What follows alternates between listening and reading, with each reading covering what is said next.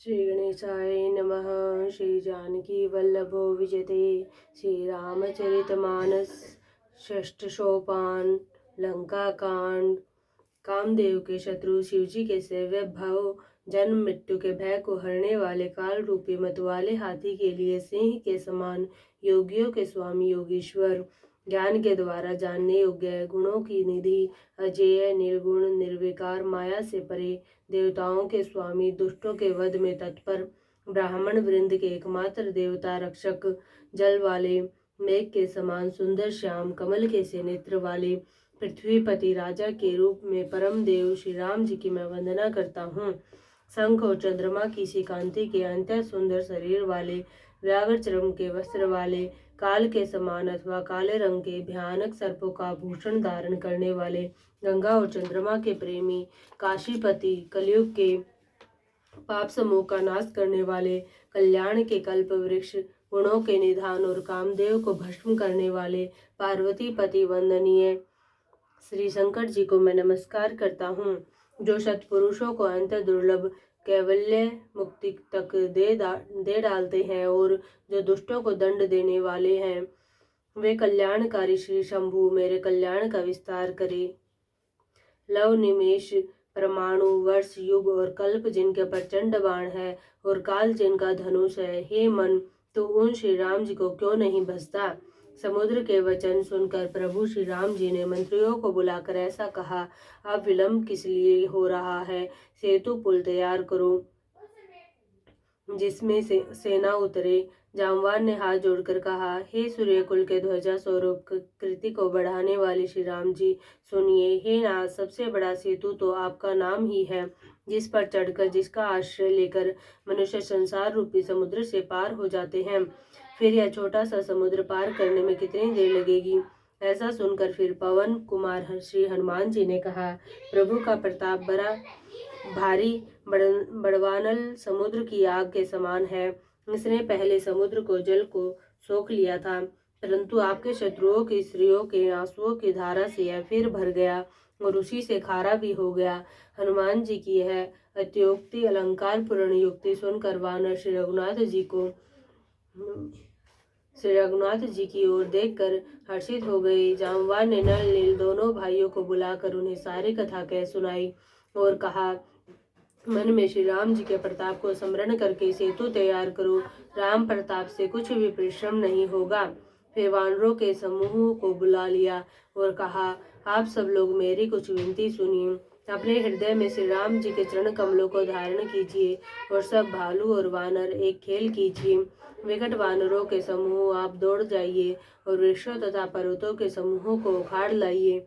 यह सुनकर वानर और भालू हुंकार करके और श्री रघुनाथ जी के प्रताप समूह की अथवा प्रताप के पुंज श्री राम जी की जय पुकारते हुए चले। बहुत ऊंचे ऊंचे पर्वतों और वृक्षों को खेल की तरह ही उखाड़ कर उठा लेते हैं और ला ला कर नल नील को देते हैं। वे अच्छी तरह गढ़ कर सुंदर सेतु बनाते हैं।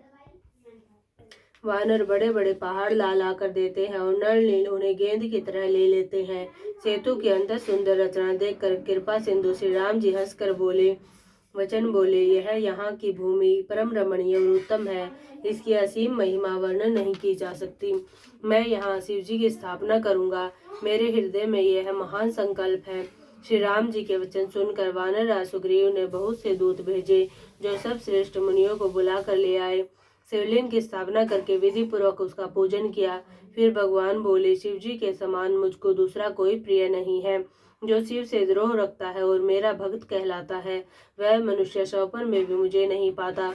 शंकर जी से विमुख होकर विरोध करके जो मेरी भक्ति चाहता है, वह नरकगामी मूर्ख और अल्प बुद्धि है। जिनको शंकर जी प्रिय है, परंतु जो मेरे द्रोही है एवं जो शिव जी के द्रोही है और मेरे दास बनना चाहते हैं, वे मनुष्य कल्प भर घोर नरक में निवास करते हैं। जो मनुष्य मेरे स्थापित किए हुए इन रामेश्वरम जी का दर्शन करेंगे, वे शरीर छोड़कर मेरे लोक को जाएंगे और जो गंगा जल लाकर इन पर चढ़ावेगा, वह मनुष्य सायुज्य मुक्ति पावेगा, अर्थात मेरे साथ एक हो जाएगा। जो छल छोड़कर और निष्काम होकर श्री रामेश्वरम जी की सेवा करेंगे, उन्हें शंकर जी मेरी भक्ति देंगे और जो मेरे बनाए सेतु का दर्शन करेगा वह बिना ही परिश्रम संसार रूपी समुद्र से तर जाएगा। श्री राम जी के वचन सबके मन को अच्छे लगे। तदंतर वे श्रेष्ठ मुनि अपने अपने आश्रमों को लौट आए। शिव जी कहते हैं, हे पार्वती, श्री रघुनाथ जी की यह रीति है कि वे शरणागत पर सदा प्रीति करते हैं। चतुर नल और नील ने सेतु बांधा। श्री राम जी की कृपा से उनका यह उज्ज्वल यश सर्वत्र फैल गया। जो पत्थर आप डूबते हैं और दूसरों को डुबा देते हैं, वे ही जहाज के समान स्वयं तैरने वाले और दूसरों को पार ले जाने वाले हो गए। यह न तो समुद्र की महिमा वर्णन की गई है, न पत्थरों का गुण है और न वानरों की ही कोई करामात है। श्री रघुवीर के प्रताप से पत्थर भी समुद्र पर तैर गए। ऐसे श्री राम जी को छोड़कर जो किसी दूसरे स्वामी को जाकर बसते हैं, वे निश्चय ही मंद बुद्धि है। नल नील ने सेतु बांधकर उसे बहुत मजबूत बनाया। देखने पर वह कृपा निधान श्री राम जी के मन को बहुत ही अच्छा लगा। सेना चली जिसका कुछ वर्णन नहीं हो सकता। योद्धा वानरों के समुदाय गरज रहे हैं। कृपालु श्री रघुनाथ जी सेतु बंध के तट पर चढ़कर समुद्र का विस्तार देखने लगे। करुणा कंद करुणा के मूल प्रभु के दर्शन के लिए सब जलचरों के समूह प्रकट हो गए, जल के ऊपर निकल आए। बहुत तरह के मगर, नाग, घड़ियाल, मच्छ और सर्प थे, जिनके 100 योजन के बहुत बड़े विशाल शरीर थे। कुछ ऐसे भी जंतु थे जो उनको भी खा जाए। किसी किसी के डर से तो वे भी डर रहे थे। वे सब वैर विरोध भूल कर प्रभु के दर्शन कर रहे हैं, हटाने से भी नहीं हटते। सबके मन हर्षित है, सब सुखी हो गए। उनकी आड़ के कारण जल नहीं दिखाई पड़ता। वे सब भगवान का रूप देखकर आनंद और प्रेम में मग्न हो गए। प्रभु श्री रामचंद्र जी की आज्ञा पाकर सेना चली। वानर सेना की विपुलता अत्यधिक संख्या को कौन कह सकता है। सेतु बंध पर बड़ी भीड़ हो गई। इससे कुछ वानर आकाश मार्ग से उड़ने लगे और दूसरे कितने ही जलचर जीवों पर चढ़ चढ़कर पार जा रहे हैं। कृपालु श्री रघुनाथ जी तथा लक्ष्मण जी दोनों भाई ऐसा कौतुक देखकर हंसते हुए चले। श्री रघुवीर सेना सहित समुद्र के पार हो गए। वानरों और उनके सेनापतियों की भीड़ कहीं नहीं जा सकती। प्रभु ने समुद्र के पार डेरा डाला और सब वानरों को आज्ञा दी कि तुम जाकर सुंदर फल मूल खाओ। यह सुनते ही रीछ वानर जहां तहां दौड़ पड़े। श्री राम जी के हित सेवा के लिए सब वृक्ष ऋतु कुऋतु समय की गति को छोड़कर फल उठे। वानर भालू मीठे मीठे फल खा रहे हैं, वृक्षों को हिला रहे हैं और पर्वतों के शिखरों को लंका की ओर फेंक रहे हैं। घूमते फिरते जहां कहीं किसी राक्षस को पा जाते हैं तो सब उसे घेर कर खूब नचाते हैं और दांतों से उसके नाक कान काट कर प्रभु का सुयश कहकर अथवा कहलाकर तब उसे जाने देते हैं। जिन राक्षसों के नाक और कान काट डाले गए, उन्होंने रावण से सब समाचार कहा। समुद्र पर सेतु का बांधा जाना कानों से सुनते ही रावण घबरा कर 10 मुखों से बोल उठा। वन निधि, निर्निधि, जलधि, सिंधु, वारिस, तोय निधि, कंपति, उदधि, पयोधि, नदीश को क्या सचमुच ही बांध लिया। फिर अपनी व्याकुलता को समझकर ऊपर से हंसता हुआ भय को भुलाकर रावण महल को गया। जब मंदोदरी ने सुना कि प्रभु श्री राम जी आ गए हैं और उन्होंने खेल में ही समुद्र को बंधवा लिया है, तब वह हाथ पकड़कर पति को अपने महल में लाकर परम मनोहर वाणी बोली। चरणों में सिर नवाकर उसने अपना आंचल पसारा और कहा, हे प्रियतम, क्रोध त्याग कर मेरा वचन सुनिए। हे नाथ, वैर उसी के साथ करना चाहिए जिससे बुद्धि और बल के द्वारा जीत सके। आपने और श्री रघुनाथ जी में निश्चय ही कैसा अंतर है, जैसा जुगनू और सूर्य में, जिन्होंने विष्णु रूप से अत्यंत बलवान मधु और कैटभ दैत्य मारे और वाराह और नरसिंह रूप से महान सूरवीर दीति के पुत्रों हिरण्याक्ष और हिरण्यकशिपु का संहार किया, जिन्होंने वामन रूप से बलि को बांधा और परशुराम रूप से सहस्त्रबाहु को मारा। वे ही भगवान पृथ्वी का भार हरण करने के लिए राम रूप में अवतरण प्रकट हुए हैं। हे नाथ, उनका विरोध न कीजिए जिनके हाथ में काल कर्म और जीव सभी हैं। श्री राम जी के चरण कमलों में सिर नवाकर उनकी शरण में जाकर उनको जानकी जी सौंप दीजिए और आप पुत्र को राज्य देकर वन में जाकर श्री रघुनाथ जी का भजन कीजिए। हे नाथ, श्री रघुनाथ जी तो दीनों पर दया करने वाले हैं। सम्मुख शरण जाने पर तो बाघ भी नहीं खाता। आपको जो कुछ करना चाहिए था वह सब आप कर चुके। आपने देवता, राक्षस तथा चर अचर सभी को जीत लिया। हे 10 मुख संत जन ऐसी नीति कहते हैं कि चौथे बुढ़ापे में राजा को वन में चला जाना चाहिए। हे स्वामी, वहां वन में आप उनका भजन कीजिए जो सृष्टि के रचने वाले, पालने वाले और संहार करने वाले हैं। हे नाथ, आप विषयों की सारी ममता छोड़कर उन्हीं शरणागत पर प्रेम करने वाले भगवान का भजन कीजिए, जिनके लिए श्रेष्ठ मुनि साधन करते हैं और राजा राज्य छोड़कर वैरागी हो जाते हैं। वही कौशलाधीश श्री रघुनाथ जी आप पर दया करने आए हैं। हे प्रियतम, यदि आप मेरी सीख मान लेंगे तो आपका अत्यंत पवित्र और सुंदर यश तीनों लोकों में फैल जाएगा। ऐसा कहकर नेत्रों में करुणा का जल भरकर और पति के चरण पकड़कर कांपते हुए शरीर से मंदोदरी ने कहा, हे नाथ, श्री रघुनाथ जी का भजन कीजिए जिससे मेरा सुहाग अचल हो जाए। तब रावण ने मंदोदरी को उठाया और वह दुष्ट उससे अपनी प्रभुता कहने लगा, हे प्रिय सुन, तूने व्यर्थ ही भय मान रखा है। बता तो जगत में मेरे समान योद्धा है कौन। वरुण, कुबेर, पवन, यमराज आदि सभी दिक्पालों को तथा काल को भी मैंने अपनी भुजाओं के बल से जीत रखा है। देवता, दानव और मनुष्य सभी मेरे वश में हैं। फिर तुझको यह भय किस कारण उत्पन्न हो गया।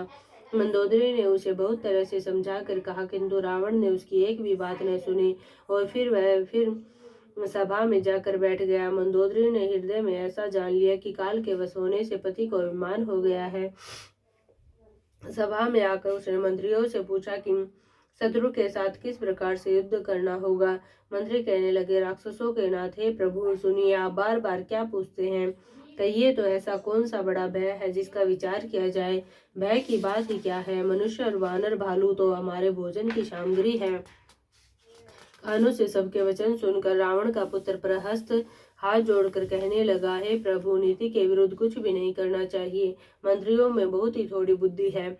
ये सभी मूर्ख, खुशामदी मंत्री ठकुर सुहाती मुंह देखी कह रहे हैं। हे नाथ, इस प्रकार की बातों से पूरा नहीं पड़ेगा। एक ही बंदर समुद्र लांग कर आया था, उसका चरित्र सब लोग अब भी मन गाया करते हैं, स्मरण किया करते हैं। उस समय तुम लोगों से किसी को भूख न थी। बंदर तो तुम्हारा भोजन ही है, फिर नगर जलाते समय उसे पकड़ कर क्यों नहीं खा लिया। इन मंत्रियों ने स्वामी आपको ऐसी सम्मति सुनाई है जो सुनने में अच्छी है, पर जिसे से आगे चलकर दुख पाना होगा। जिसने खेल ही खेल में समुद्र बांध लिया और जो सेना सहित सुबेल पर्वत पर आ उतरा। हे भाई, कहो वह मनुष्य है जिसे कहते हो कि हम खा लेंगे। सब गाल फुला फुला कर पागलों की तरह वचन कह रहे हैं। हे तात, मेरे वचनों को बहुत आदर से बड़े गौर से सुनिए। मुझे मन में कायर न समझ लीजिएगा। जगत में ऐसे मनुष्य झुंड के झुंड बहुत अधिक है, जो प्यारी मुंह पर मीठी लगने वाली बात ही सुनते और कहते हैं। हे प्रभु, सुनने में कठोर परंतु परिणाम में परम हितकारी वचन जो सुनते और कहते हैं, वे मनुष्य बहुत ही थोड़े हैं। नीति सुनिए, उसके अनुसार पहले दूत भेजिए और फिर सीता को देकर श्री राम जी से प्रीति मेल कर लीजिए। यदि वे स्त्री पाकर लौट जाएं तब तो व्यर्थ झगड़ा न बढ़ाइए, नहीं तो यदि न फिरे तो हे तात, सम्मुख युद्ध भूमि में उनसे हठ पूर्वक डट कर मार काट कीजिए। हे प्रभु, यदि आप मेरी असम्मति मानेंगे तो जगत में दोनों ही प्रकार से आपका सुयश होगा। रावण ने गुस्से में भरकर पुत्र से कहा, अरे मूर्ख, तुझे ऐसी बुद्धि किसने सिखाई। अभी से हृदय में संदेह भय हो रहा है। हे पुत्र, तू तो बांस की जड़ में गमोई हुआ, तू मेरे वंश के अनुकूल या अनुरूप नहीं हुआ। पिता की अंतत घोर और कठोर वाणी सुनकर प्रहस्त ये कड़े वचन कहता हुआ घर को चला गया। हित की सलाह आपको कैसे नहीं लगती, आप पर कैसे असर नहीं करती। जैसे मृत्यु के वश हुए रोगी को दवा नहीं लगती। संध्या का समय जानकर रावण अपनी 20 भुजाओं को देखता हुआ महल को चला। लंका की चोटी पर एक अत्यंत विचित्र महल था। वहां नाच गान का अखाड़ा जमता था। रावण उस महल में जाकर बैठ गया। किन्नर उसके गुण समूहों को गाने लगे। ताल करताल, पखावज, मृदंग और वीणा बज रहे हैं। नृत्य में प्रवीण अप्सराएं नाच रही है। वह निरंतर सैकड़ों इंद्रों के समान भोग विलास करता रहता है। यद्यपि श्री राम जी शरीर का अत्यंत प्रबल शत्रु सिर पर है, फिर भी उसको न तो चिंता है और न ही डर है। यहाँ से रघुवीर सुबेल पर्वत पर सेना की बड़ी भीड़ बड़े समूह के साथ उतरे। पर्वत का एक बहुत ऊंचा, परम रमणीय, समतल और विशेष रूप से उज्जवल शिखर देखकर वहां लक्ष्मण जी ने वृक्षों के कोमल पत्ते और सुंदर फूल अपने हाथों से सजाकर बिछा दिए। उस पर सुंदर और कोमल वृक्षाला बिछा दी। उसी आसन पर कृपालु श्री राम जी विराजमान थे। प्रभु श्री राम जी वानर राज सुग्रीव की गोद में अपना सिर रखे हैं। उनकी बाईं ओर धनुष और दाहिनी ओर तरकस रखा है। वे अपने दोनों कर कमलों से बाण सुधार रहे हैं। विभीषण जी कानों से लगकर सलाह कर रहे हैं। परम भाग्यशाली अंगद और हनुमान अनेकों प्रकार से प्रभु के चरण कमलों को दबा रहे हैं। लक्ष्मण जी कमर में तरकस कसे और हाथों में धनुष बाण लिए वीरासन से प्रभु के पीछे सुशोभित है। इस प्रकार कृपा सुंदर सौंदर्य और गुणों के धाम श्री राम जी विराजमान है। वे मनुष्य धन्य है जो सदा इस ध्यान में लो लगाए रहते हैं। पूर्व की दिशा की ओर देखकर प्रभु श्री राम जी ने चंद्रमा को उदय हुआ देखा। तब वे सबसे कहने लगे, चंद्रमा को तो देखो, कैसा सिंह के समान निडर है। पूर्व दिशा रूपी पर्वत की गुफा में रहने वाला अंतत प्रताप तेज और बल की राशि है। चंद्रमा रूपी सिंह अंधकार रूपी मतवाले हाथी के मस्तक को विदीर्ण करके आकाश रूपी वन में निर्भय विचर रहा है। आकाश में बिखरे हुए तारे मोतियों के समान है, जो रात्रि रूपी सुंदर स्त्री के श्रृंगार है। प्रभु ने कहा, भाइयों, चंद्रमा में जो कालापन है वह क्या है? अपनी अपनी बुद्धि के अनुसार कहो।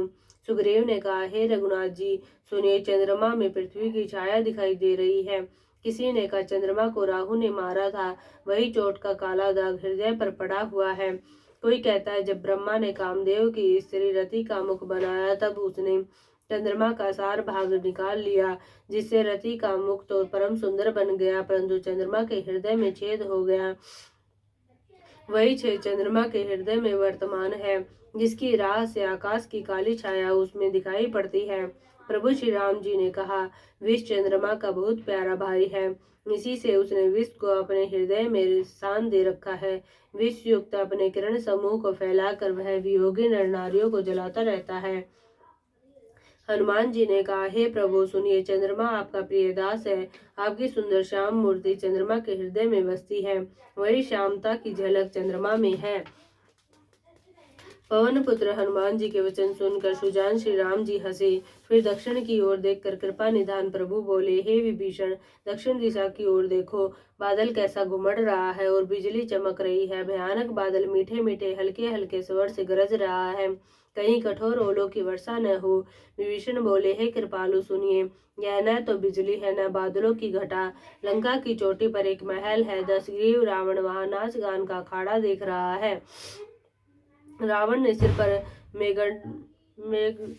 मेघडंबर बादलों के डंबर जैसा विशाल और काला छत्र धारण कर रखा है, वही मानो बादलों के अंतत काली घटा है। मंदोदरी के कानों में जो कर्णफूल हिल रहे हैं, हे प्रभु, वही मानो बिजली चमक रही है।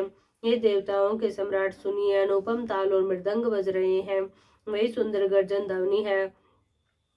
रावण का विमान समझकर प्रभु मुस्कुराए। उन्होंने धनुष चढ़ाकर उस पर बाण का संधान किया और एक ही बाण से रावण के छत्र मुकुट और मंदोदरी के कर्णफूल काट गिराए। सबके देखते देखते वे जमीन पर आ पड़े, पर इसका भेद कारण किसी ने नहीं जाना। ऐसा चमत्कार देख करके श्री राम जी का बाण वापस आकर फिर तरकस में जा घुसा। यह महान रस भंग रंग में भंग देखकर रावण की सारी सभा भयभीत हो गई। न भूकंप हुआ, न बहुत जोर की हवा आंधी चली, न कोई अस्त्र शस्त्र ही नेत्रों से देखे। फिर ये छत्र मुकुट और कर्णफूल कैसे कटकर गिर पड़े। सभी अपने अपने हृदय में सोच रहे हैं कि यह बड़ा भयंकर अपशकुन हुआ। सभा को भयभीत देखकर रावण ने हंसकर युक्ति रचकर ये वचन कहे, सिरों का गिरना भी जिसके लिए निरंतर शुभ होता रहा है, उसके लिए मुकुट का गिरना अपशकुन कैसा।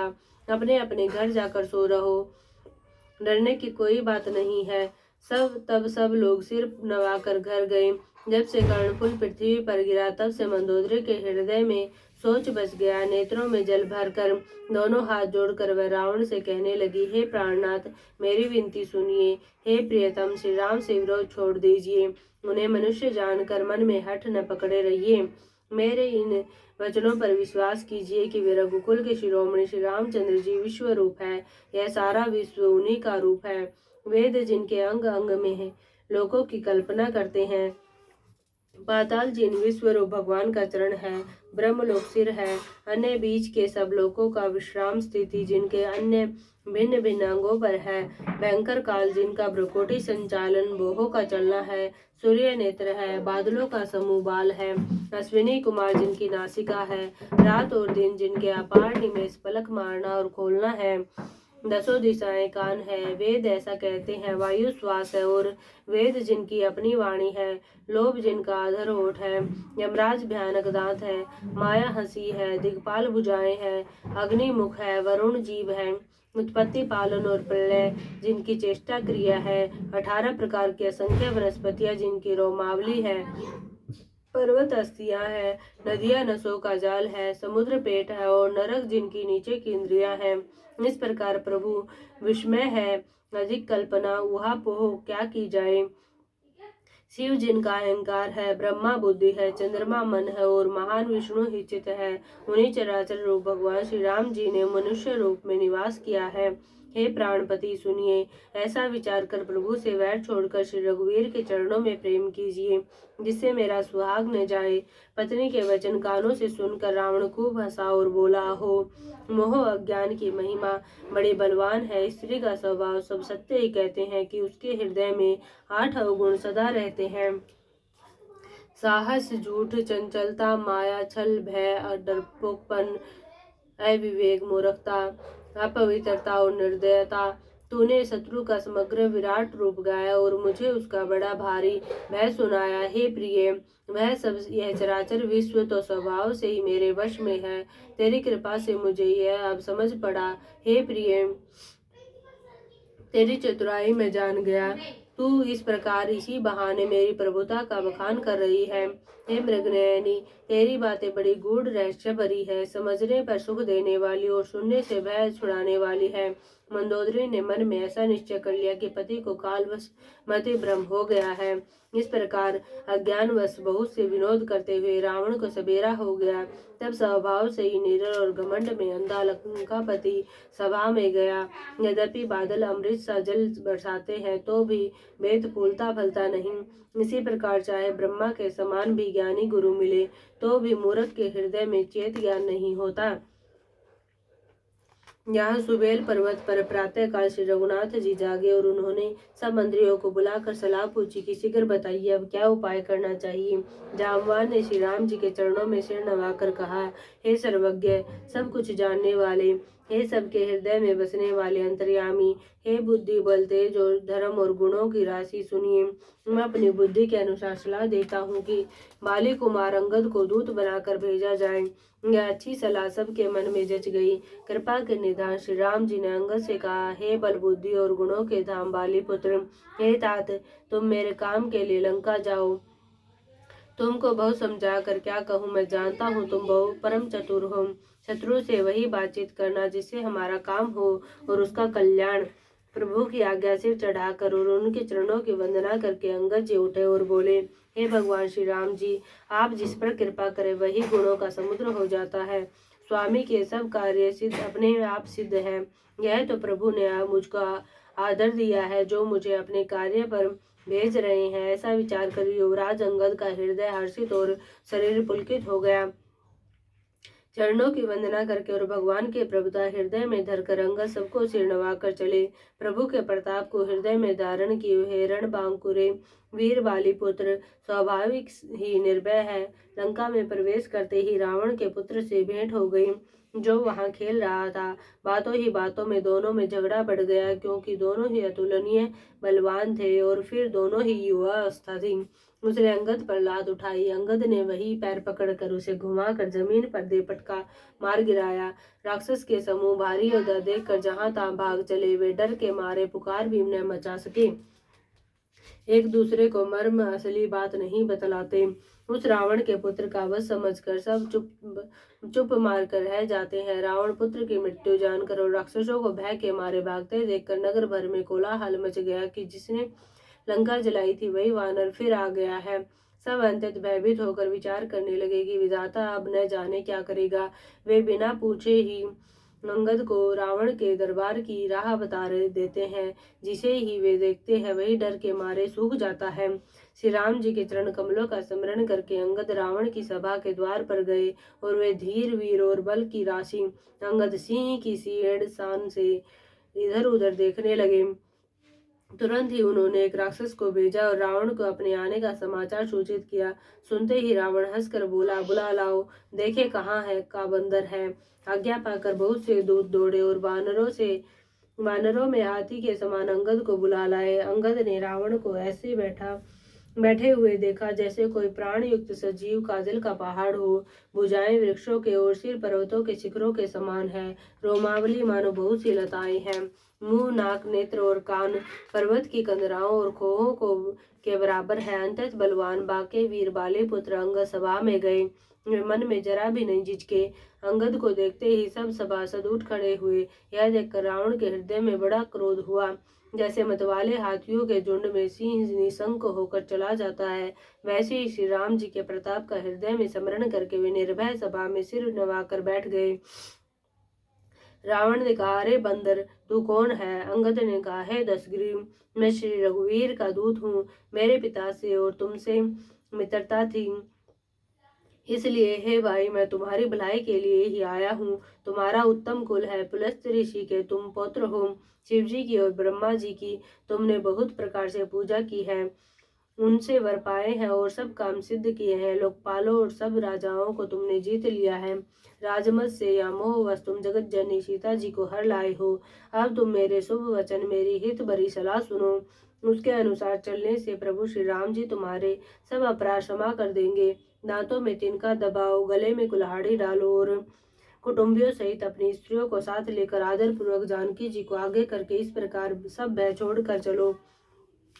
और हे शरणागत के पालन करने वाले रघुवंश शिरोमणि श्री राम जी, मेरी रक्षा कीजिए, रक्षा कीजिए। इस प्रकार आर्त प्रार्थना करो।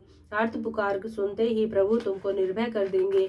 रावण ने कहा, अरे बंदर के बच्चे, संभाल कर बोल। मूर्ख, मुझ देवताओं के शत्रु को तूने जाना नहीं। अरे भाई, अपना और अपने बाप का नाम तो बता, किस नाते से मित्रता मानता है।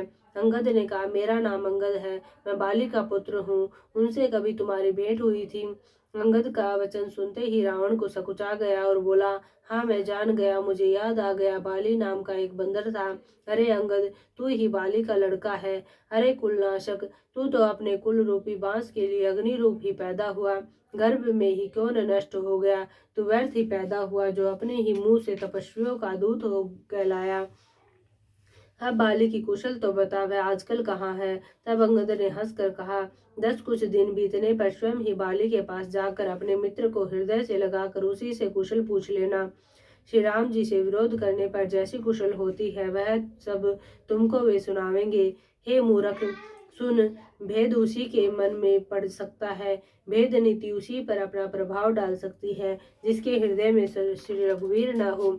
सच है, मैं तो कुल का नाश करने वाला हूँ, और हे रावण, तुम कुल के रक्षक हो। अंधे बहरे भी ऐसी बात नहीं कहते। तुम्हारे तो 20 नेत्र और 20 कान है। शिव, ब्रह्मा आदि देवता और मुनियों के समुदाय जिनके चरणों की सेवा करना चाहते हैं, उनका दूत होकर मैंने कुल को डुबा दिया। अरे ऐसी बुद्धि होने पर भी तुम्हारा हृदय फट नहीं जाता। वानर अंगद की कठोर वाणी सुनकर रावण आंखें तर्रेर कर तिरछी करके बोला, अरे दुष्ट, मैं तेरे सब कठोर वचन इसलिए सह रहा हूँ कि मैं नीति और धर्म को जानता हूँ, उन्हीं की रक्षा कर रहा हूँ। अंगद ने कहा, तुम्हारी धर्मशीलता मैंने भी सुनी है। वह यह कि तुमने पराई स्त्री की चोरी की है और दूत की रक्षा की बात तो अपनी आंखों से देख ली। ऐसे धर्म के व्रत को धारण पालन करने वाले तुम डूब कर मर नहीं जाते। नाक कान से रहित बहन को देखकर तुमने धर्म विचार कर ही तो क्षमा कर दिया था। तुम्हारी धर्मशीलता जग जाहिर है। मैं भी बड़ा भाग्यवान हूँ जो मैंने तुम्हारा दर्शन पाया। रावण ने कहा, अरे जड़वा जंतु वानर, व्यर्थ बक बक न कर। अरे मूर्ख, मेरी भुजाएं तो देख, ये सब लोग पालों के विशाल बल रूपी चंद्रमा को ग्रसने के लिए राहु है। फिर तूने सुना ही होगा कि आकाश रूपी तालाब में मेरी भुजाओं रूपी कमलों पर बसकर शिवजी से कैलाश हंस के समान शोभा को प्राप्त हुआ था। अरे अंगद सुन, तेरी सेना में बता, ऐसा कौन योद्धा है जो मुझसे भिड़ सकेगा? तेरा मालिक तो स्त्री के वियोग में बलहीन हो रहा है और उसका छोटा भाई उसी के दुख से दुखी और उदास है। तुम और सुग्रीव दोनों नदी तट के वृक्ष हो। रहा मेरा छोटा भाई विभीषण, सो वह भी बड़ा डरपोक है। मंत्री जामवान बहुत बूढ़ा है, वह अब लड़ाई में क्या चढ़ उद्यत हो सकता है? नल नील तो शिल्प कर्म जानते हैं, वे लड़ना क्या जाने। हाँ, एक वानर जरूर महान बलवान है जो पहले आया था और जिसने लंका जलाई थी। यह वचन सुनते ही बाली पुत्र अंगद ने कहा, हे राक्षसराज, सच्ची बात कहो, क्या उस वानर ने सचमुच तुम्हारा नगर जला दिया? रावण जैसे जगत विजयी योद्धा का नगर एक छोटे से वानर ने जला दिया। ऐसे वचन सुनकर उन्हें सत्य कौन कहेगा? हे रावण, जिसको तुमने बहुत बड़ा योद्धा कहकर सराहा है, वह तो सुग्रीव का एक छोटा सा दौड़कर चलने वाला हरकारा है। वह बहुत चलता है, वीर नहीं है। उसको तो हमने केवल खबर लेने के लिए भेजा था। क्या सचमुच ही उस वानर ने प्रभु की आज्ञा पाए बिना ही तुम्हारा नगर जला डाला? मालूम होता है इसी डर से वह लौटकर सुग्रीव के पास नहीं गया और कहीं छिप गया रहा। हे रावण, तुम सब सत्य ही कहते हो, मुझे सुनकर कुछ भी क्रोध नहीं है। सचमुच हमारी सेना में कोई भी ऐसा नहीं है जो तुमसे लड़ने में शोभा पाए। प्रीति और वैर बराबरी वाले से ही करना चाहिए, नीति ऐसी ही है। सिंह यदि मेंढकों को मारे तो क्या उसे कोई भला कहेगा? यद्यपि तुम्हें मारने में श्री राम जी की लघुता है और बड़ा दोष भी है, तथापि हे रावण सुनो, क्षत्रिय जाति का क्रोध बड़ा कठिन होता है। वक्रोक्ति रूपी धनुष से वचन रूपी बाण मारकर अंगद ने शत्रु का हृदय जला दिया। वीर रावण उन बाणों को मानो प्रत्युत्तर रूपी षड्यंसियों से निकाल रहा है। तब रावण हंसकर बोला, बंदर में यह एक बड़ा गुण है कि जो उसे पालता है उसका वह अनेकों उपायों से भला करने की चेष्टा करता है। बंदर को धन्य है जो अपने मालिक के लिए लाज छोड़कर जहां तहां नाचता है, नाच कूद कर लोगों को रिझाकर मालिक का हित करता है। यह उसके धर्म की निपुणता है। हे अंगद, तेरी जाति स्वामी भक्त है, फिर भला तू अपने मालिक के गुण इस प्रकार कैसे न बखानेगा? मैं गुण ग्राहक, गुणों का आदर करने वाला और परम सुजान समझदार हूँ। इसी से तेरी जली कटी बक बक पर कान ध्यान नहीं देता। अंगद ने कहा, तुम्हारी सच्ची गुण ग्राहकता तो मुझे हनुमान ने सुनाई थी। उसने अशोक वन को विध्वंस तहस नहस करके तुम्हारे पुत्र को मारकर नगर को जला दिया था। तो भी तुमने अपनी गुण ग्राहकता के कारण यही समझा कि उसने तुम्हारा कुछ भी अपकार नहीं किया। तुम्हारा वही सुंदर स्वभाव विचार कर, हे दशग्रीव, मैंने कुछ दृष्टता की है। हनुमान ने जो कुछ कहा था उसे आकर मैंने प्रत्यक्ष देख लिया कि तुम्हें न लज्जा है, न क्रोध है और न चिढ़ है। रावण बोला, अरे वानर, जब तेरी ऐसी बुद्धि है तभी तो तू बाप को खा गया। ऐसा वचन कहकर रावण हंसा। अंगद ने कहा, पिता को खाकर फिर तुमको भी खा डालता, परंतु अभी तुरंत कुछ और ही बात मेरी समझ में आ गई। अरे नीच अभिमानी, बाली के निर्मल यश का पात्र कारण जानकर तुम्हें मैं नहीं मारता। रावण, यह तो बता कि जगत में कितने रावण हैं? मैंने जितने रावण अपने कानों से सुन रखे हैं उन्हें सुन। एक रावण तो बलि को जीतने पाताल में गया था, तब बच्चों ने उसे घुड़साल में बांध रखा। बालक खेलते थे और जा जाकर उसे मारते थे। बलि को दया लगी तब उन्होंने उसे छुड़ा दिया।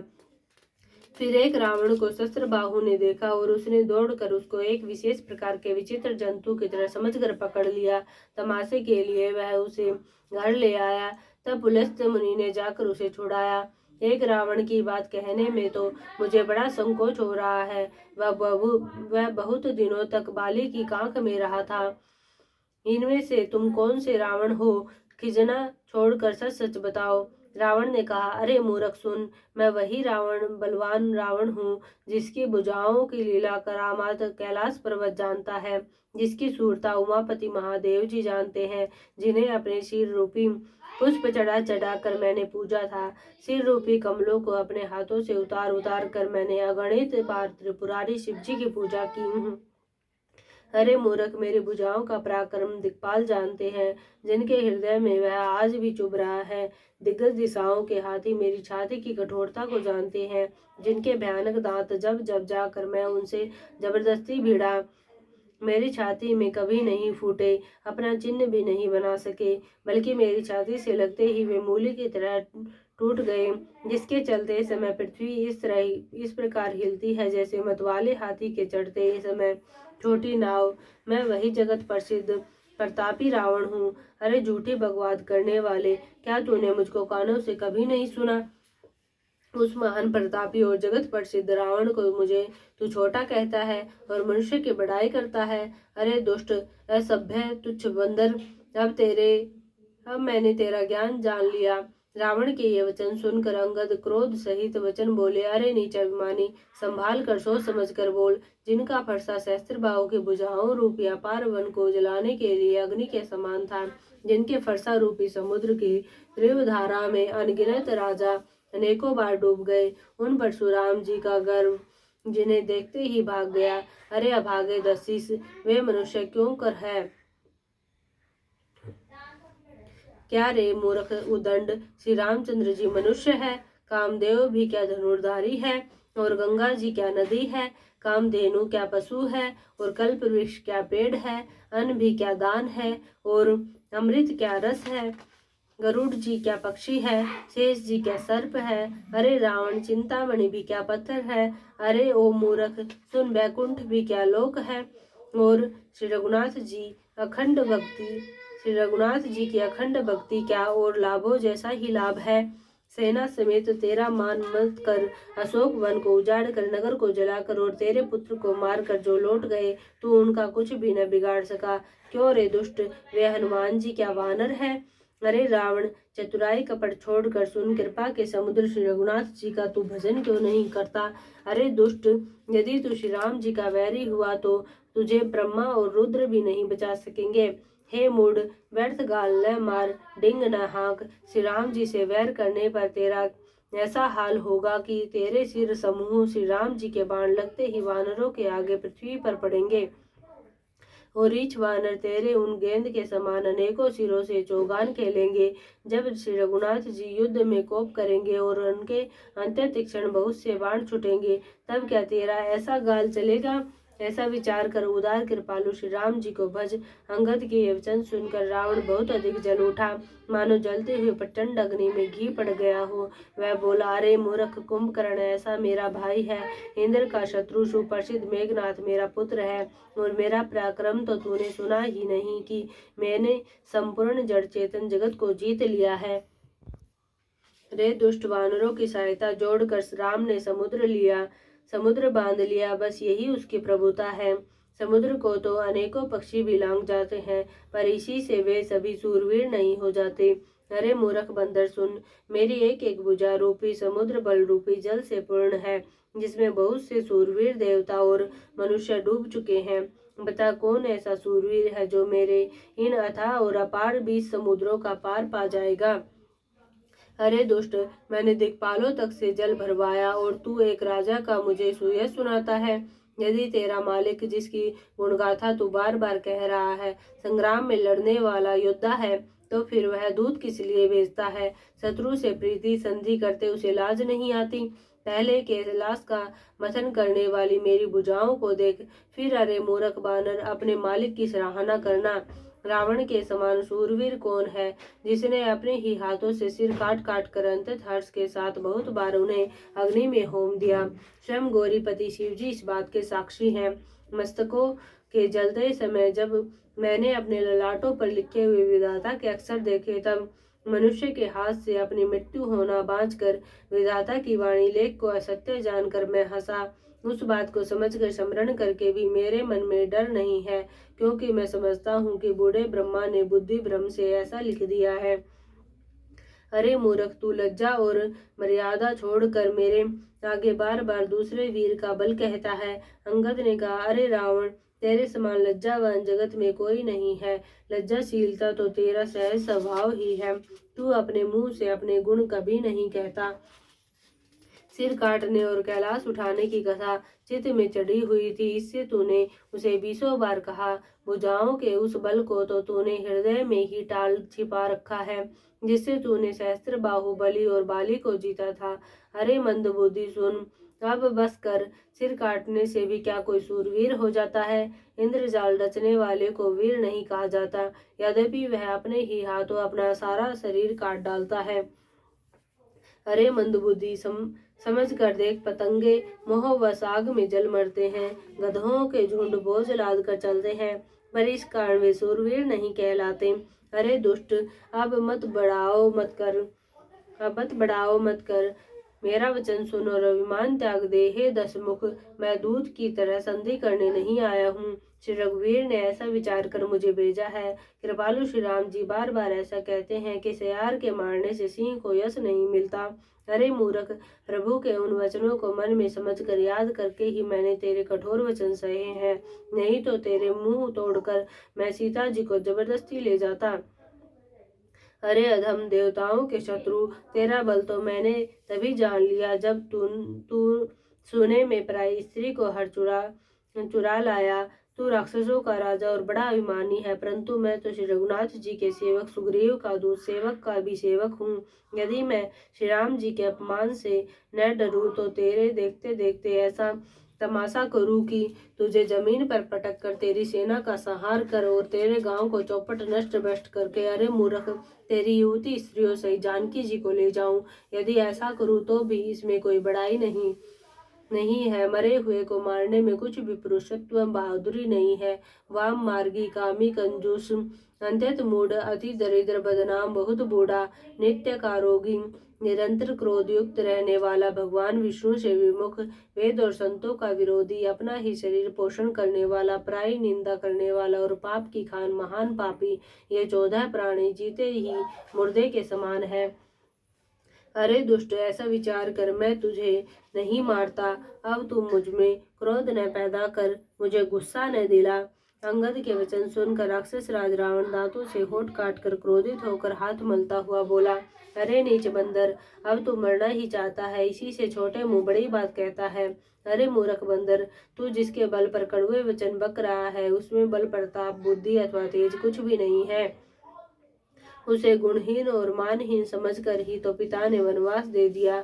उसे एक तो वह उसका दुख, उस पर युवती स्त्री का विरह, और फिर रात दिन मेरा डर बना रहता है। जिनके बल का तुझे गर्व है, ऐसे अनेकों मनुष्यों को तो राक्षस रात दिन खाया करते हैं। अरे मूढ़, जिद छोड़कर समझ कर विचार कर। जब उसने श्री राम जी की निंदा की, तब तो कपिश्रेष्ठ अंगद अत्यंत क्रोधित हुए, क्योंकि शास्त्र ऐसा कहता है कि जो अपने कानों से भगवान विष्णु और शिव की निंदा सुनता है, उसे गोवध के समान पाप होता है। वानर श्रेष्ठ अंगद बहुत जोर से खटखटाए शब्द किया और उन्होंने तमक कर जोर से अपने दोनों भुज दंडों को पृथ्वी पर दे मारा। पृथ्वी हिलने लगी, जिससे बैठे हुए सभासद गिर पड़े और भय रूपी पवन भूत से ग्रस्त होकर भाग चले। रावण गिरते गिरते संभल कर उठा, उसके अंत्य सुंदर मुकुट पृथ्वी पर गिर पड़े। कुछ तो उसने उठाकर अपने सिरों पर सुधा कर रख लिया और कुछ अंगद ने उठाकर प्रभु श्री राम जी के पास फेंक दिए। मुकुटों को आते देखकर वानर भागे, सोचने लगे, विधाता, क्या दिन में ही उल्कापात होने लगा, तारे टूटकर गिरने लगे, अथवा क्या रावण ने क्रोध करके 4 वज्र चलाए हैं जो बड़े धाये के साथ वेग से आ रहे हैं। प्रभु ने उनसे हंसकर कहा, मन में डरो नहीं, ये न उल्का है, न वज्र है, और न केतु या राहु ही है। अरे भाई, ये तो रावण के मुकुट है जो बाली पुत्र अंगद के फेंके हुए आ रहे हैं। पवन पुत्र श्री हनुमान जी ने उछल कर उनको हाथ से पकड़ लिया और लाकर प्रभु के पास रख दिया। रीछ और वानर तमाशा देखने लगे। उनका प्रकाश सूर्य के समान था। वहां सभा में क्रोधयुक्त रावण सबसे क्रोधित होकर कहने लगा कि बंदर को पकड़ लो और पकड़ कर मार डालो।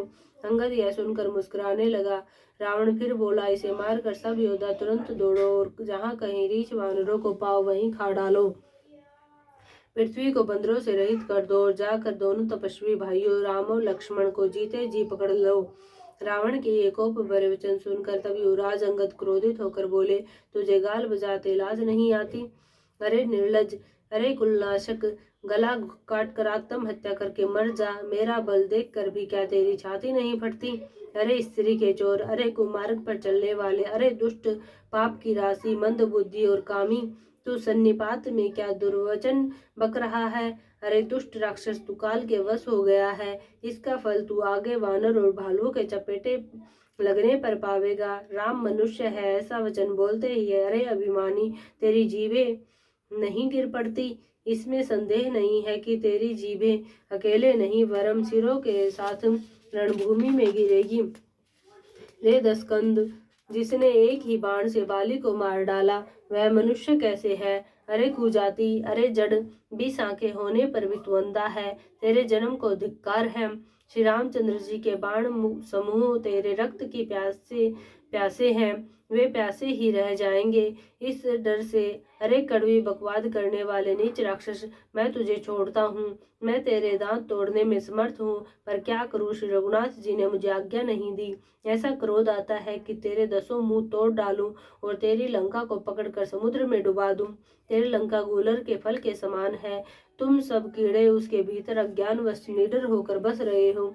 मैं बंदर हूँ, मुझे इस फल को खाते क्या देर थी, पर उदार कृपालु श्री रामचंद्र जी ने वैसी आज्ञा नहीं दी।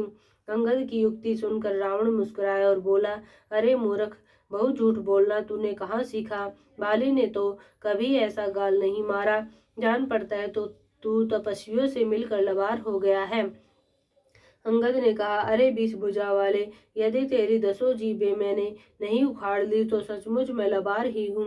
श्री रामचंद्र जी के प्रताप को समझकर स्मरण करके अंगद क्रोधित हो उठे और उन्होंने रावण की सभा में प्रण करके दृढ़ता के साथ पैर रोक दिया और कहा, अरे मूर्ख, यदि तू मेरा चरण हटा सके तो श्री राम जी लौट जाएंगे। मैं सीता जी को हार गया। रावण ने कहा, हे सब वीरों, सुनो, पैर पकड़कर बंदर को पृथ्वी पर पछाड़ दो। इंद्रजीत, मेघनाथ आदि अनेकों बलवान योद्धा जहां तहां से हर्षित होकर उठे। वे पूरे बल से बहुत से उपाय करके झपटते हैं, पर पैर टलता नहीं। तब सिर नीचा करके फिर अपने अपने स्थान पर जा बैठते हैं। काकभुसुंडी जी कहते हैं, वे देवताओं के शत्रु राक्षस फिर उठकर झपटते हैं, परंतु हे सर्पों के शत्रु गरुड़ जी, अंगद का चरण उनसे वैसे ही नहीं टलता जैसे कुयोगी विषयी पुरुष मोह रूपी वृक्ष को नहीं उखाड़ सकते। करोड़ों वीर योद्धा जो बल में मेघनाथ के समान थे, हर्षित होकर उठे, वे बार बार झपटते हैं, पर वानर का चरण नहीं उठता।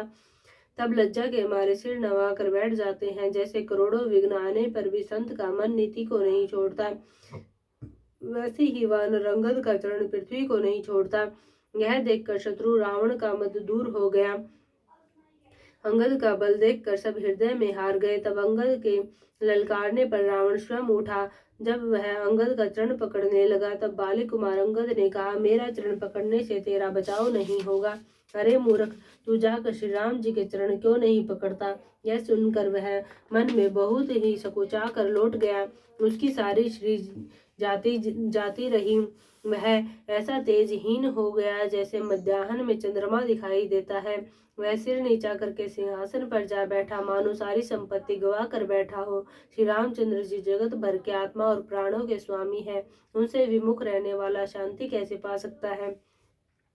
शिव जी कहते हैं, हे उमा, जिन श्री रामचंद्र जी के भ्रू विलास भोग के इशारे से विश्व उत्पन्न होता है और फिर नाश को प्राप्त होता है, जो तृण को वज्र और वज्र को तृण बना देते हैं, अंतत निर्बल को महान और महान प्रबल को अंतत निर्बल कर देते हैं, उनके दूत का प्रण कहो कैसे टल सकता है?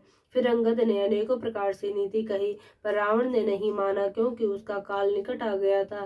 शत्रु के गर्व को चूर करके अंगद ने उसको प्रभु श्री रामचंद्र जी का सुयश सुनाया और फिर वह राजा बाली का पुत्र यह कहकर चल दिया, रणभूमि में तुझे खेला खेला कर न मारूं तब तक अभी पहले से क्या बड़ाई करूं। अंगद ने पहले ही सभा में आने से पूर्व ही उसके पुत्र को मार डाला था। वह संवाद सुनकर रावण दुखी हो गया। अंगद का प्रण सफल देखकर सब राक्षस भय से अंतत ही व्याकुल हो गए। शत्रु के बल का मर्दन कर बल की राशि बाली पुत्र अंगद जी ने हर्षित होकर आकर श्री रामचंद्र जी के चरण कमल पकड़ लिए। उनका शरीर पुलकित है और नेत्रों में आनंद अश्रुओं का जल भरा है। संध्या हो गई जानकर दशग्रीव बिलखता हुआ उदास होकर महल में गया। मंदोदरी ने रावण को समझाकर फिर कहा, हे कांत, मन में समझकर विचार कर कुबुद्धि को छोड़ दो। आपसे और श्री रघुनाथ जी से युद्ध शोभा नहीं देता। उनके छोटे भाई ने एक जरा सी रेखा खींच दी थी, उसे भी आप नहीं लांघ सके, ऐसा तो आपका पुरुषत्व है। हे प्रियतम, आप उन्हें संग्राम में जीत पाएंगे जिनके दूत का ऐसा काम है। खेल से ही समुद्र लांघकर वह वानरों में सिंह हनुमान आपकी लंका में निर्दय चला आया। रखवालों को मारकर उसने अशोक वन उजाड़ डाला। आपके देखते देखते उसने अक्षय कुमार को मार डाला और संपूर्ण नगर को जलाकर राख कर दिया। उस समय आपके बल का गर्व कहाँ चला गया था। अब हे स्वामी, झूठ व्यर्थ गाल न मारिए, डिंग न हाँकिए, मेरे कहने पर हृदय में कुछ विचार कीजिए। हे पति, आप श्री रघुपति को राजा मत समझिए, बल्कि अग जगन्नाथ चराचर के स्वामी और अतुलनीय बलवान जानिए। श्री राम जी के बाण का प्रताप तो नीच मारिच भी जानता था, परंतु आपने उसका कहना भी नहीं माना। जनक की सभा में अगणित राजागण थे, वहां विशाल और अतुलनीय बल वाले आप भी थे। वहां शिव जी का धनुष तोड़कर श्री राम जी ने जानकी को ब्याहा, तब आपने उनको संग्राम में क्यों नहीं जीता। इंद्रपुत्र जयंत उनके बल को कुछ कुछ जानता है। श्री राम जी ने पकड़कर केवल उसकी एक आंख ही फोड़ दी और उसे जीवित ही छोड़ दिया। शूर्पणखा की दशा तो आपने देख ही ली, तो भी आपके हृदय में उनसे लड़ने की बात सोचते विशेष कुछ भी लज्जा नहीं आती। जिन्होंने विराट और खरदूषण को मारकर लीला से ही कबंध को भी मार डाला, और जिन्होंने बाली को एक ही बाण में मार दिया। हे दशकंद, आप उन्हें उनके महत्व को समझिए, जिन्होंने खेल से ही समुद्र को बांध लिया, और जो प्रभु सेना सहित सुबेल पर्वत पर उतर पड़े। उन सूर्य कुल के ध्वजा स्वरूप कीर्ति को बढ़ाने वाले करुणा में भगवान ने आप ही के हित के लिए दूत भेजा, जिसने बीच सभा में आकर आपके बल को उसी प्रकार मत डाला, जैसे हाथियों के झुंड में आकर सिंह उसे छिन्न भिन्न कर डालता है। रण में बांके अत्यंत विकट वीर अंगद और हनुमान जिनके सेवक हैं, हे पति, उन्हें आप बार बार मनुष्य कहते हैं। आप व्यर्थ ही मान, ममता और मद का बोझा ढो रहे हैं। हाँ प्रियतम, आपने श्री राम जी से विरोध कर लिया, और काल के विशेष वश होने से आपके मन में भी अब भी ज्ञान नहीं उत्पन्न होता। काल दंड लाठी लेकर किसी को नहीं मारता, वह धर्म बल बुद्धि और विचार को हर लेता है। हे स्वामी, जिसका काल मरण समय निकट आ जाता है, उसे आप ही की तरह भ्रम हो जाता है। आपके 2 पुत्र मारे गए और नगर जल गया, जो हुआ सो हुआ। हे प्रियतम, आप भी इस भूल की पूर्ति समाप्ति कर दीजिए, श्री राम जी से वैर त्याग दीजिए, और हे नाथ, कृपा के समुद्र श्री रघुनाथ जी को भजकर निर्मल यश कीजिए। स्त्री के बाण के समान वचन सुनकर वह सवेरा होते ही उठकर सभा में चला गया, और सारा भय भुलाकर अंतत अभिमान में फूलकर सिंहासन पर जा बैठा। यहाँ सुबेल पर्वत पर श्री राम जी ने अंगद को बुलाया। उन्होंने आकर चरण कमलों में सिर नवाया। बड़े आदर से उन्हें पास बैठाकर खर के शत्रु कृपालु श्री राम जी हंसकर बोले, हे बाली के पुत्र, मुझे बड़ा कौतूहल है। हे तात, इसी से मैं तुझसे पूछता हूँ, सत्य कहना, जो रावण राक्षसों के कुल का तिलक है और जिसके अतुलनीय बाहुबल के जगत भर में धाक है, उसके 4 मुकुट तुमने फेंके। हे तात, बताओ तुमने उनको किस तरह से पाया। अंगद ने कहा, हे सर्वज्ञ, हे शरणागतों को सुख देने वाले, सुनिए, वे मुकुट नहीं है, वे तो राजा के 4 गुण हैं। हे नाथ, वेद कहते हैं कि साम दान दंड और भेद, ये चारों राजा के हृदय में बसते हैं। ये नीति धर्म के 4 सुंदर चरण हैं, किंतु रावण में धर्म का अभाव है, ऐसा जी में जानकर ये नाथ के पास आ गए हैं। 10 शीश रावण धर्महीन प्रभु के पद से विमुख और काल के वश में है, इसलिए हे कौशलराज सुनिए, वे गुण रावण को छोड़कर आपके पास आ गए हैं। अंगद की परम चतुरता पूर्ण उक्ति कानों से सुनकर उदार श्री रामचंद्र जी हंसने लगे। फिर बाली पुत्र ने किले के लंका के सब समाचार कहे। जब शत्रु के समाचार प्राप्त हो गए, तब श्री रामचंद्र जी ने सब मंत्रियों को पास बुलाया और कहा, लंका के 4 बड़े विकट दरवाजे हैं, उन पर किस तरह आक्रमण किया जाए, इस पर विचार करो। तब वानर राज सुग्रीव, वृक्षपति जामवान और विभीषण ने हृदय में सूर्यकुल के भूषण श्री रघुनाथ जी का स्मरण किया, और विचार करके उन्होंने कर्तव्य निश्चित किया। वानरों की सेना के 4 दल बनाए और उनके लिए यथा योग्य जैसे चाहिए वैसे सेनापति नियुक्त किए। फिर सब युद्धपतियों को बुला लिया और प्रभु का प्रताप कहकर सबको समझाया, जिसे सुनकर वानर सिंह के समान गर्जना करके दौड़े। वे हर्षित होकर श्री राम जी के चरणों में सिर नवाते हैं और पर्वतों के शिखर ले लेकर सब वीर दौड़ते हैं। कौशलराज श्री रघुवीर की जय हो पुकारते हुए भालू और वानर गरजते और ललकारते हैं। लंका को अंत्य श्रेष्ठ जय किला जानते हुए भी वानर प्रभु श्री रामचंद्र जी के प्रताप से निर्डर होकर चले। चारों ओर से घिरी हुई बादलों की घटा की तरह लंका को चारों दिशाओं से घेर कर वे मुंह से ही डंके और भेरी बजाने लगे। महान बल की सीमा वे वानर भालू सिंह के समान ऊंचे स्वर से श्री राम जी की जय, लक्ष्मण जी की जय, वानर राज सुग्रीव की जय, ऐसी गर्जना करने लगे। लंका में बड़ा भारी कोलाहल कोहराम मच गया। अंततः अहंकारी रावण ने उसे सुनकर कहा, वानरों की ढिठाई तो देखो। यह कहते हुए हंसकर उसने राक्षसों की सेना बुलाई। बंदर काल की प्रेरणा से चले आए हैं, मेरे राक्षस सभी भूखे हैं। विधाता ने इन्हें घर बैठे भोजन भेज दिया। ऐसा कहकर उस मूर्ख ने अट्टहास किया। वह बड़े जोर से ठहाका मारकर हंसा और बोला, हे वीरों, सब लोग चारों दिशाओं में जाओ, रीछ वानर सबको पकड़ पकड़ कर खाओ। शिव जी कहते हैं, हे उमा, रावण को ऐसा विमान था जैसे टिटहरी पक्षी पैर ऊपर की और करके सोता है, मानो आकाश को थाम लेगा। आज्ञा मांगकर और हाथों में उत्तम बिंदीपाल, सांगी, बर्छी, तोमर, मुदगर, प्रचंड फरसे, शूल, दुधारी तलवार, परिग और पहाड़ों के टुकड़े लेकर राक्षस चले। जैसे मूर्ख मांसाहारी पक्षी लाल पत्थरों का समूह देखकर उस पर टूट पड़ते हैं, पत्थरों पर लगने से चोंच टूटने का दुख उन्हें नहीं सूझता, वैसे ही वे बेसमझ राक्षस दौड़े। अनेकों प्रकार के अस्त्र शस्त्र और धनुष बाण धारण किए करोड़ों बलवान और रणधीर राक्षस वीर प्रकोटे के कंगूरों पर चढ़ गए। वे प्रकोटे के कंगूरों पर कैसे सुशोभित हो रहे हैं, मानो सुमेरु के शिखरों पर बादल बैठे हो। जुझाऊ ढोल और डंगे वादी बज रहे हैं, जिनकी ध्वनि सुनकर योद्धाओं के मन में लड़ने का चाव होता है। अगणित नफीरी और भेरी बज रही है, जिन्हें सुनकर कायरों के हृदय में दरारें पड़ जाती है। उन्होंने जाकर अत्यंत विशाल शरीर वाले महान योद्धा वानर और भालुओं के ठट समूह देखा कि वे रीछ वानर दौड़ते हैं, उघट ऊंची नीची विकट घाटियों को कुछ नहीं गिनते, पकड़कर पहाड़ों को फोड़कर रास्ता बना लेते हैं। करोड़ों योद्धा कटकटाते और गरजते हैं, दांतों से ओट काटते और खूब डपटते हैं। उधर रावण की और इधर श्री राम जी की दोहाई बोली जा रही है। जय जय जय की ध्वनि होते ही लड़ाई छिड़ गई। राक्षस पहाड़ों के ढेर शिखरों को फेंकते हैं, वानर कूद कूद कर उन्हें पकड़ लेते हैं और वापस उन्हीं की ओर चलाते हैं। प्रचंड वानर और भालू पर्वतों के टुकड़े ले लेकर किले पर डालते हैं। वे झपटते हैं और राक्षसों के पैर पकड़ पकड़ कर उन्हें पृथ्वी पर पटक कर भाग चलते हैं और फिर ललकारते हैं।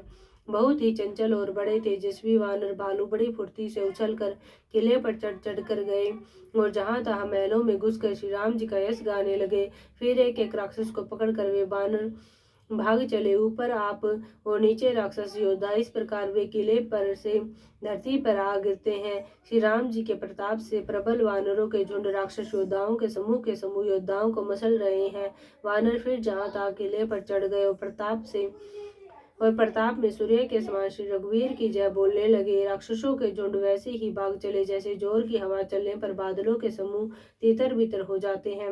लंका नगरी में बड़ा भारी हाहाकार मच गया। बालक, स्त्रियां और रोगी असमर्थता के कारण रोने लगे। सब मिलकर रावण को गालियां देने लगे कि राज्य करते हुए उसने मृत्यु को बुला लिया। रावण ने जब अपनी सेना का विचलित होना कानों से सुना, तब भागते हुए योद्धाओं को लौटाकर वह क्रोधित होकर बोला, मैं जिसे रण से पीठ देखकर भागा हुआ अपने कानों सुनूंगा, उसे स्वयं भयानक दुधारी तलवार से मारूंगा। मेरा सब कुछ खाया, भांति भांति के भोग किए और अब रणभूमि में प्राण प्यारे हो गए। रावण के उग्र कठोर वचन सुनकर सब वीर डर गए और लज्जित होकर क्रोध करके युद्ध के लिए लौट चले। रण में शत्रु के सम्मुख युद्ध करते हुए मरने में ही वीर की शोभा है, यह सोचकर तब उन्होंने प्राणों का लोभ छोड़ दिया। बहुत से अस्त्र शस्त्र धारण किए सब वीर ललकार ललकार कर भिड़ने लगे। उन्होंने परिघों और त्रिशूलों से मार मार कर सब रीछ वानरों को व्याकुल कर दिया। शिव जी कहते हैं, वानर भयातुर होकर डर के मारे घबरा कर भागने लगे। यद्यपि हे उमा, आगे चलकर वे ही जीतेंगे। कोई कहता है, अंगद हनुमान कहाँ है, बलवान नल और नील द्विविध कहाँ है। हनुमान जी ने जब अपने दल को विकल भयभीत हुआ सुना, उस समय वे बलवान पश्चिम द्वार पर थे और वहां उनसे मेघनाथ युद्ध कर रहा था। वह द्वार टूटता न था, बड़ी भारी कठिनाई हो रही थी। तब पवन पुत्र हनुमान जी के मन में बड़ा भारी क्रोध हुआ। वे काल के समान योद्धा बड़े जोर से गरजे और कूद कर लंका के किले पर आ गए और पहाड़ लेकर मेघनाथ की ओर दौड़े। रथ तोड़ डाला, सारथी को मार गिराया और मेघनाथ की छाती में लात मारी। दूसरा सारथी मेघनाथ को व्याकुल जानकर उसे रथ में डालकर तुरंत घर ले आया। इधर अंगद ने सुना कि पवन पुत्र हनुमान किले पर अकेले ही गए हैं, तो रण में बाके बाली पुत्र वानर के खेल की तरह उछल कर किले पर चढ़ गए। युद्ध में शत्रुओं के विरुद्ध दोनों वानर कूद हो गए। क्रुद्ध हो गए। हृदय में श्री राम जी के प्रताप का स्मरण करके दोनों दौड़कर रावण के महल पर जा चढ़े और कौशल राज श्री राम जी की दुहाई बोलने लगे। उन्होंने कलश सहित महल को पकड़कर ढहा दिया। यह देखकर राक्षस राज रावण डर गया। सब स्त्रियां हाथों से छाती पीटने लगी और कहने लगी, अब की बार तो दो उत्पाती वानर एक साथ आ गए। वानर लीला करके घुड़ की तरह देकर दोनों उनको डराते हैं और श्री रामचंद्र जी का सुंदर सुनाते हैं। फिर सोने के खंभों को हाथों से पकड़कर उन्होंने परस्पर कहा कि अब उत्पात आरंभ किया जाए। वे गरज कर शत्रु की सेना के बीच में कूद पड़े और अपने भारी भुजबल से उसका मर्दन करने लगे। किसी की लात से और किसी की थप्पड़ से खबर लेते हैं और कहते हैं कि तुम श्री राम जी को नहीं बचते, उसका यह फल लो। एक को दूसरे से रगड़ कर मसल डालते हैं और सिरों को तोड़ कर फेंकते हैं। वे सिर जाकर रावण के सामने गिरते हैं और ऐसे फूटते हैं मानो दही के कूड़े फूट रहे हों। जिन बड़े बड़े मुखियों प्रधान सेनापतियों को पकड़ पाते हैं, उनके पैर पकड़कर उन्हें प्रभु के पास फेंक देते हैं। विभीषण जी उनके नाम बतलाते हैं और श्री राम जी उन्हें भी अपना धाम परम पद दे देते हैं। ब्राह्मणों का मांस खाने वाले वे नरभोजी दुष्ट राक्षस भी वह परम गति पाते हैं जिसकी योगी भी याचना किया करते हैं, परंतु सहज में नहीं पाते। शिव जी कहते हैं, हे उमा, श्री राम जी बड़े ही कोमल हृदय और करुणा की खान है। वे सोचते हैं कि राक्षस मुझे वैर भाव से ही सही स्मरण तो करते ही हैं। ऐसा हृदय में जानकर वे उन्हें परम गति मोक्ष देते हैं। हे भवानी, कहो तो ऐसे कृपालु और कौन है। प्रभु का ऐसा स्वभाव सुनकर भी जो मनुष्य भ्रम त्याग कर उनका भजन नहीं करते, वे अत्यंत मंद बुद्धि और परम भाग्यहीन है। श्री राम जी ने कहा कि अंगद और हनुमान किले में घुस गए हैं। दोनों वानर लंका में विध्वंस करते कैसे शोभा देते हैं, जैसे दो मंदराचल समुद्र को मथ रहे हों। भुजाओं के बल से शत्रु की सेना को कुचल कर और मसल कर फिर दिन का अंत होता देखकर हनुमान और अंगद दोनों कूद पड़े और श्रम थकावट रहित होकर वहां आ गए जहां भगवान श्री राम जी थे। उन्होंने प्रभु के चरण कमलों में सिर नवाए। उत्तम योद्धाओं को देखकर श्री रघुनाथ जी मन में बहुत प्रसन्न हुए। श्री राम जी ने कृपा करके दोनों को देखा, जिससे वे श्रम रहित और परम सुखी हो गए। अंगद और हनुमान को गए जानकर सभी भालू और वानर वीर लौट पड़े। राक्षसों ने प्रदोष सायंकाल का बल पाकर रावण की दुहाई देते हुए वानरों पर धावा किया। राक्षसों की सेना आती देखकर वानर लौट पड़े और वे योद्धा जहां तहां कटकटा कर भिड़ गए। दोनों ही दल बड़े बलवान है। योद्धा ललकार कर लड़ते हैं, कोई हार नहीं मानते। सभी राक्षस महान वीर और अत्यंत काले हैं और वानर विशाल काय तथा अनेकों रंगों के हैं। दोनों ही दल बलवान है और समान बल वाले योद्धा हैं। वे क्रोध करके लड़ते हैं और खेल करते वीरता दिखलाते हैं। राक्षस और वानर युद्ध करते हुए ऐसे जान पड़ते हैं मानो क्रमशः वर्षा और शरद ऋतु के बहुत से बादल पवन से प्रेरित होकर लड़ रहे हों। अकंपन और अतिकाय इन सेनापतियों ने अपनी सेना को विचलित होते देखकर माया की पल भर में अत्यंत अंधकार हो गया। खून, पत्थर और राख की वर्षा होने लगी। दसों दिशाओं में अत्यंत घना अंधकार देखकर वानरों की सेना में खलबली पड़ गई। एक को एक दूसरा नहीं देख सकता और सब जहां तहां पुकार कर रहे हैं। श्री रघुनाथ जी सब रहस्य जान गए। उन्होंने अंगद और हनुमान को बुला लिया और सब समाचार कहकर सुनाया समझाया। सुनते ही वे दोनों कपि श्रेष्ठ क्रोध करके दौड़े। फिर कृपालु श्री राम जी ने हंसकर धनुष चढ़ाया और तुरंत ही अग्नि बाण चलाया, जिससे प्रकाश हो गया, कहीं अंधेरा नहीं रह गया। जैसे ज्ञान के उदय होने पर सब प्रकार के संदेह दूर हो जाते हैं। भालू और बानर प्रकाश पाकर श्रम और भय से रहित तथा प्रसन्न होकर दौड़े। हनुमान और अंगद रण में गरज उठे। उनकी हाँक सुनते ही राक्षस भाग छुटे। भागते हुए राक्षस योद्धाओं को वानर और भालू पकड़कर पृथ्वी पर दे मारते हैं और अद्भुत आश्चर्यजनक करनी करते हैं। युद्ध कौशल दिखलाते हैं। पैर पकड़कर उन्हें समुद्र में डाल देते हैं। वहां मगर, सांप और मच्छ उन्हें पकड़ कर खा डालते हैं। कुछ मारे गए, कुछ घायल हुए, कुछ भागकर गढ़ पर चढ़ गए। अपने बल से शत्रु दल को विचलित करके रीछ और वानर वीर गरज रहे हैं। रात हुई जानकर वानरों की चारों सेनाएं टुकड़ियां वहां आई जहां कौशलपति श्री राम जी थे। श्री राम जी ने जो ही सबको कृपा करके देखा तो ही वे वानर श्रम रहित हो गए। वह लंका में रावण ने मंत्रियों को बुलाया और जो योद्धा मारे गए थे उन सबको सबसे बताया। उसने कहा, वानरों ने आधी सेना का संहार कर दिया। आप शीघ्र बताओ क्या विचार उपाय करना चाहिए। माल्यवंत नाम का एक अत्यंत बूढ़ा राक्षस था। वह रावण की माता का पिता अर्थात उसका नाना और श्रेष्ठ मंत्री था। वह अत्यंत पवित्र नीति के वचन बोला, हे तात, कुछ मेरी सीख भी सुनो। जब से तुम सीता को हर लाए हो तब से इतने अपशकुन हो रहे हैं कि जो वर्णन नहीं किए जा सकते। वेद पुराणों ने जिनका यश गाया है, उन श्री राम से विमुख होकर किसी ने सुख नहीं पाया। भाई हिरण्यकशिपु सहित हिरण्याक्ष को और बलवान मधुकैटभ को जिन्होंने मारा था, वे ही कृपा के समुद्र भगवान राम रूप से अवतरित हुए हैं। हिरण्याक्ष भ्राता सहित मधुकैटभ बलवान, रामा मधुकैटभ बलवान। जय ही मारे सोई अवतरे कृपा सिंधु भगवान। काल रूप खल बन दहन, गुनागार गण बोध, रामा गुनागार गण बोध। शिव विंची जय सेवही, तासु कवन विरोध। सियावर राम जय जय राम, मेरे प्रभु राम जय जय राम। करो कल्याण जय जय राम, मेरा प्रणाम जय जय राम।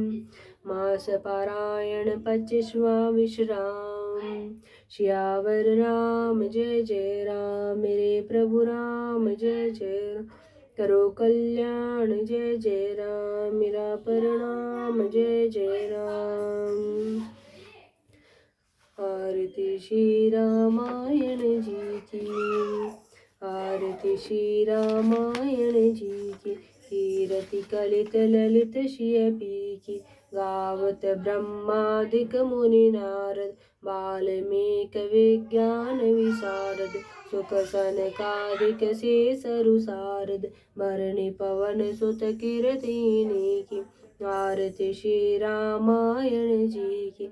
गावत वेद पुराण अष्टदश छऊ, शास्त्र सब ग्रंथन को रस।